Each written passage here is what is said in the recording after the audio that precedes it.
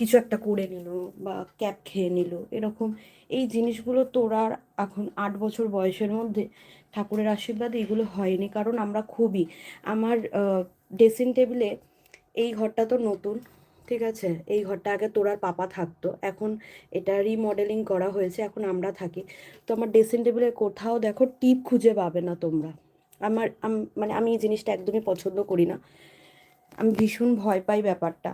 কেন, ছোটোবেলায় খেলতে খেলতে মানে এইখানে, এই যে মানে হয় না বাচ্চারা খেলতে খেলতে সাজে, তো এরকম এখানে লাগিয়েছিলাম, মা বাইরে রান্না করছিল রান্নাঘরে, তো আমি এরকম লাগিয়ে কোনো কারণে এরকম করতে গিয়ে নাকের ভেতর ঢুকে গেছিলো, তো ওই ভয়টা থেকেই আরও আমি, আমার মাকেও কখনো দেখিনি ড্রেসিং টেবিলের মধ্যে লাগিয়ে রাখতে, এই জন্য আমি আরও ভয়ে এই সতর্কতাটা বজায় রাখি। আর তোমরাও চেষ্টা করবে ঘরে বাচ্চা থাকলে এইরকমভাবে ড্রেসিং টেবিলে টিপ কখনোই লাগিয়ে রাখবে না। বাচ্চা মানুষ বলা যায় না কখন কি করে ফেলে, তো সেটার জন্যই তোমরাও এই সাবধানতাটা